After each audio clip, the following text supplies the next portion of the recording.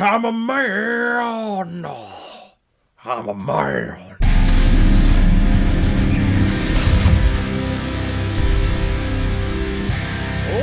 Orgazmo, released in 1997.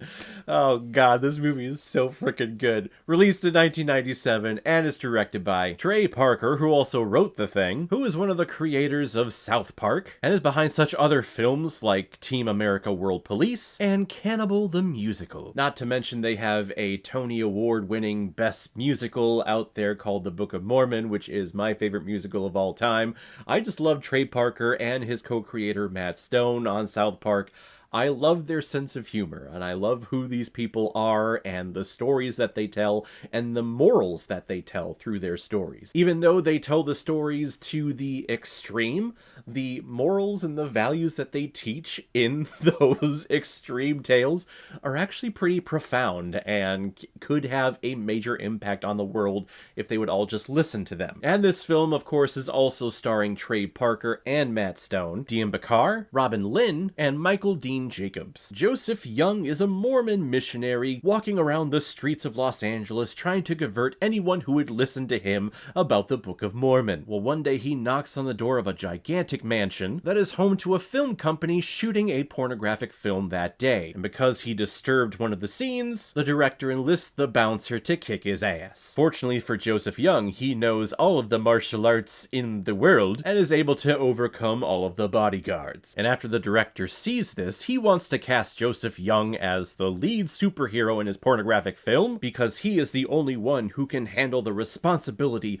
of becoming Orgazmo, the greatest pornographic superhero in the world. And Orgazmo has what is called his Orgasmo ray on his arm that when he shoots it at his villains, they immediately have orgasms. And, you know, when you have one of those, you're kind of incapacitated for a little bit.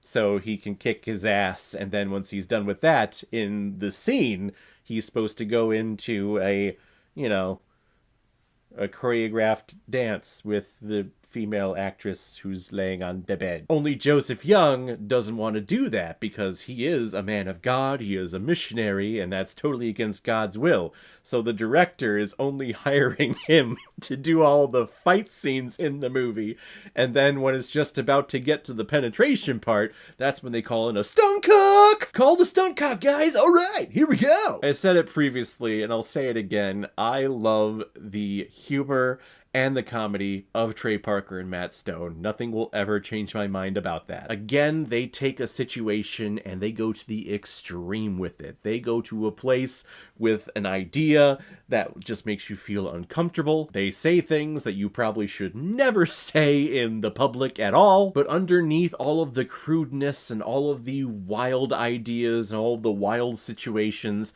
is a fine moral compass and a moral core that when you sit back and you actually listen to and you put it in your heart and you put it in your soul, you could actually become a pretty damn good person. Just look at this movie, for instance. Look at the poster, look at the story, look at the title of this movie. This Mormon missionary is acting in porn that becomes the biggest porno film of all time. And you have crude sex scenes in here. You see a lot of men's butts, actually, way more than you see any of the female anatomy. You have mobsters coming in and beating up a Chinese restaurant owner. But through all of this wildness and all of this craziness that is this story and is this character, is the core moral value of Joseph Young, who loves his wife and is willing to do anything to help support her and to help support them starting off their marriage and starting off their life together. And if what he does, even though it may be a sin in someone else's eyes, because the intention behind it is pure of heart,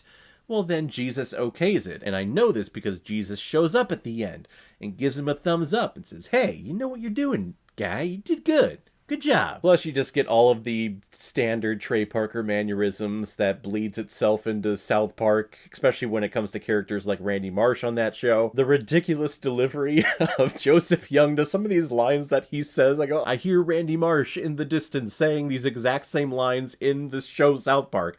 Pretty sure he has. Plus, I love Matt Stone showing up every once in a while and been doing Matt Stone things, just walking up to Joseph Young and going like, hey, I don't want to sound like a queer or nothing, but I kind of want to make love to you tonight. And this movie also showcases another great moral value when you have the fame and the fortune of becoming this major superstar, this actor who is portraying this superhero, and many people in the public see them only as a superhero.